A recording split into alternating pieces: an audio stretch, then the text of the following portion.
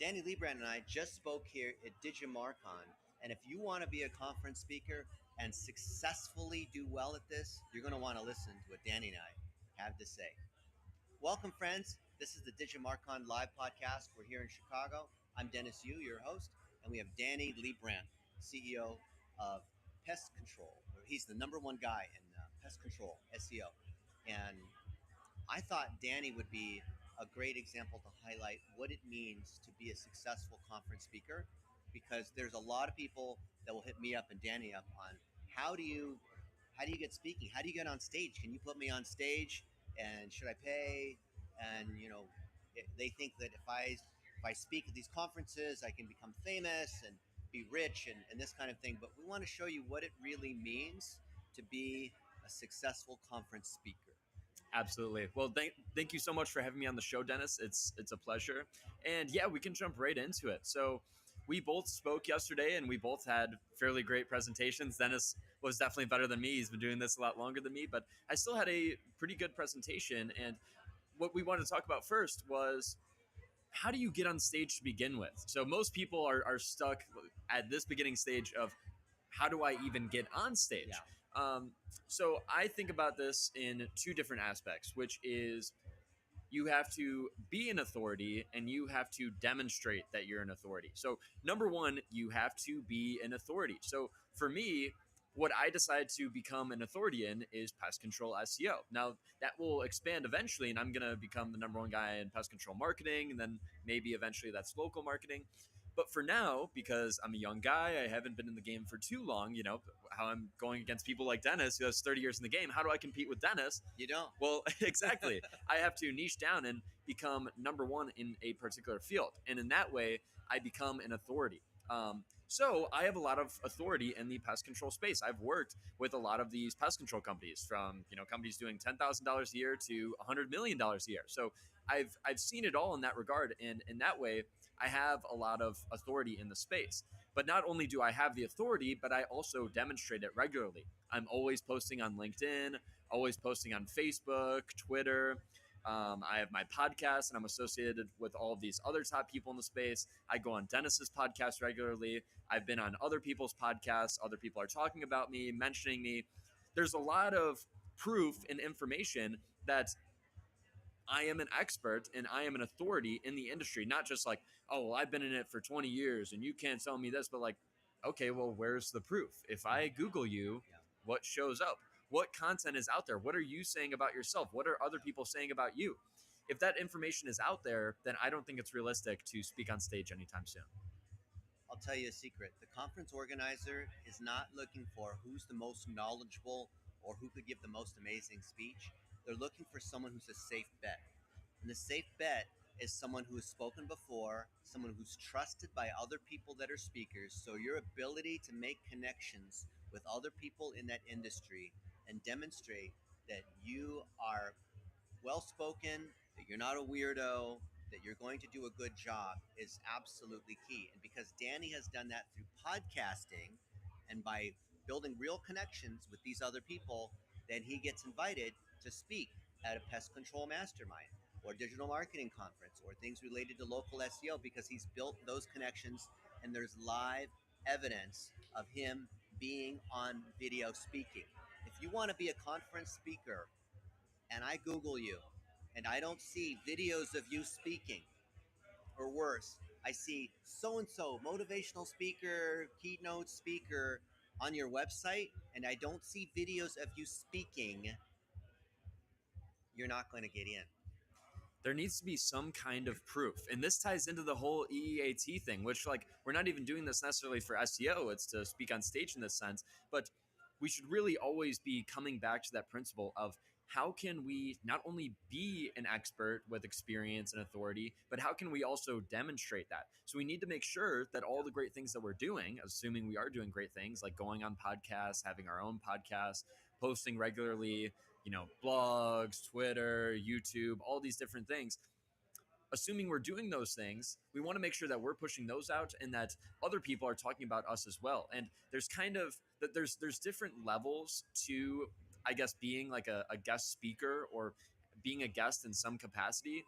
And it's like fairly entry level as going on smaller podcasts. Yeah. So I've been on a ton of small podcasts, and in that way, that is even like the entry level to public speaking, because you're still, it might be live, or at least it's recorded. There might not be any editing. Yeah. It's like you're on the show and they get to see pretty well how good of a speaker you are. And even Yeah. though maybe you're not in front of a crowd, it's a little bit different. Yeah. Overall, it's still kind of the same thing. You Yeah. still are, in a way, public speaking. So if they see, let's say you actually have been on a ton of podcasts and you totally bomb, that, wow, this guy doesn't really seem like he knows what he's talking about, or he's stuttering all the time, probably not a safe bet, like you said, Yeah. then we can't afford to have them speak at our conference. So we really want to be taking advantage of those podcast opportunities and making the most of them. I used to believe that you should try to say yes to every podcast invite if you're a nobody. Mm. And a lot of people will say that, but I've come to realize the answer should be no. Mm. Because, and it's not because you think you're a big deal, but if you're on someone's podcast and that person is a terrible communicator and has a bad audience and doesn't know how to properly teach on a topic and that topic's not relevant to you, if a conference organizer sees you on that podcast, that's a bad look. And if that podcast host, they don't have to be Joe Rogan, but they have to at least be interesting and be able to hold attention. If they don't do that, that makes you look bad too, right? Absolutely. If you see Andy Elliott in the middle seat in Spirit Airlines, like that kind of hurts his reputation a little bit, right? Yeah. I'm not saying you have to flex or try to look good all the time, but it's very important who you associate with. And I've gotten speaking opportunities, large keynote speaking, where they pay a lot of money, fly me out first class, because I was on a webinar, Mm. because I was on a podcast, because they saw me just hanging out with another person and we were just playing pool, something like that. All of those things count because that conference organizer, whoever runs that mastermind, is trying to determine, are you going to be a safe bet for speaking? And the thing that Danny was talking about with EEAT, which also ties to the biggest beef I have for people that want to speak, especially in digital marketing, is they're all talking about AI. Show me real examples of results that you've achieved, of things you have actually done, not what you've heard from someone else, not what someone else said, but what you have actually done, because that's your direct experience, which makes it authoritative. Yeah. Well, that's why I love the presentations that you do, Dennis, because it's actually not a presentation at all.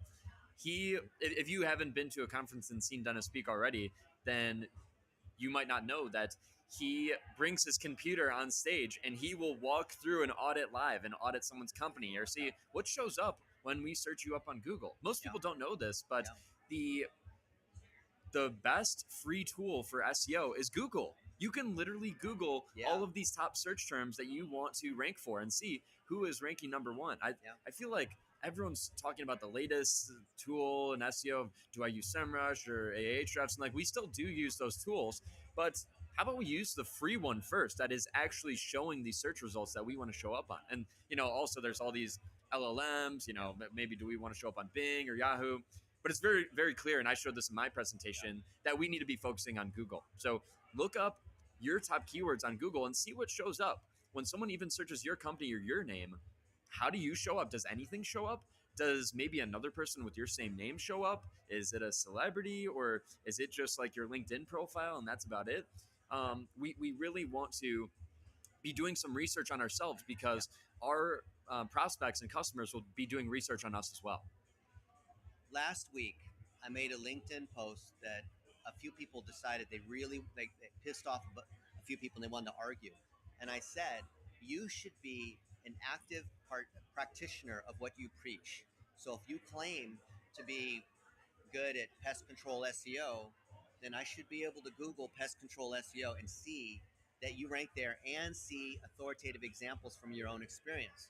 And some of these people that do SEO for a living got so mad, saying, yeah, but I'm so busy working on clients that I never need to work on my own stuff. Or that's a waste of time to do it for myself or to share my knowledge, because it's a secret that I don't want to tell anyone else, because I've worked so many 20 years to become an expert at this.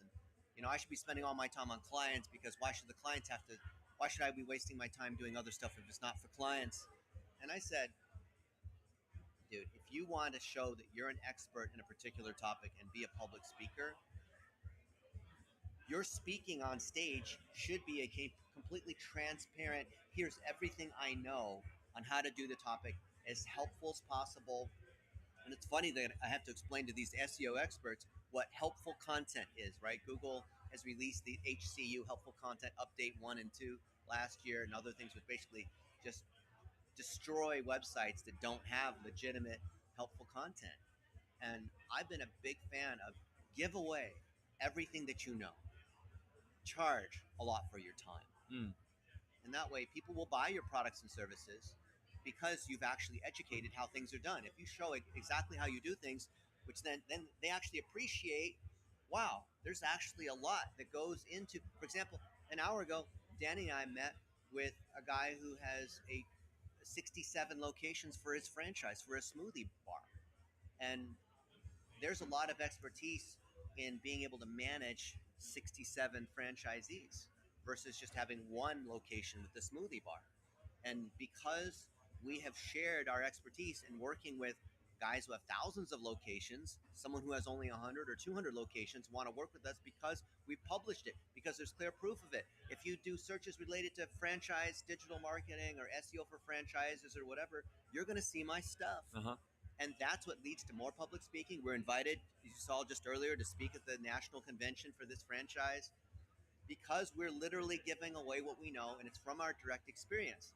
So those idiots on LinkedIn that were arguing, saying, yeah, but you don't want to give away your secrets or you're wasting your time demonstrating your expertise. I bet you that guy doesn't speak on any stages. And I bet you it's not because the stages you speak on, it's because of the reputation that you build. And I also said to him, and this is public in the LinkedIn comments, so you never want to argue publicly if you're an idiot and you're Yeah. wrong. But I said, wouldn't you want to do that just to be able to spend time with the, so you claim to be an SEO expert, don't you want to spend time with the top people in SEO, Mm. spend time with the folks at Google to understand what's going on, to enhance your industry expertise and reputation and relationships? Because when you run into a problem, I might need to ask Danny for help, right? Hey, Danny, can you help me audit some of these GMBs? I can't figure out this one thing. And he helps me out. If I didn't develop a reputation as being helpful, I have no cards to trade with him, right? And then if he needs something that's outside of his thing, but I know something about that thing, we, as public speakers, the biggest benefit is not that we get clients or we're famous, it's that we've built these connections with these other speakers. Mm. You have to practice what you preach, and you should give away these secrets and sell the implementation. Now, I know you have to go, Dennis. This has been a great show. So any parting words, any final words you've got for the listeners? Be a practitioner. It's not what you say, it's not who you know, it's not the number of stages you've spoken on or the number of years you've done the thing. I would say look at Danny Lee Brandt. Literally Google him because I love to uphold people who are active practitioners of the thing that we teach. So does he know something about pest control or SEO for pest control companies? Yes. Does he check the boxes on the articles and the videos and the experience and the clients and the speaking and the book and the he checks all the boxes. What do you want to be a speaker on? Mm. Do you check those boxes? Check the same boxes he has, and you can win too. It's that simple. Now, there's all the excuses about why you can't do it, and you're too busy, and you'll do it later, and you're still working on your website. I've heard it all. But sometimes you just need to go do it. Amen. Just go do it. Yeah, just like Nike's thing. But seriously, think about this. And don't hit me up saying, hey, Dennis, can you help me get on stage or whatever? And I'll say, do you actually have the things that a conference organizer is looking for? Do you actually create this value? And you say, oh, I have all the experience. Okay, I'm going to Google you. Do I see YouTube videos? Yeah. Do I see podcasts? Do I see a book? Do I see, and you don't have to create all the number of assets that Danny's created. You just need a few. Like even one really good, helpful video will do it. Do that, and you're miles ahead of all the other people that one day plan to do the thing but never do. Awesome. I think that was a great show, Dennis. Thank you so much for having me on. This is a great conversation, and I'm looking forward to another one in the future. Guys, love to hear. What do you think? You afraid of public speaking? This is going to be a great opportunity to share your expertise.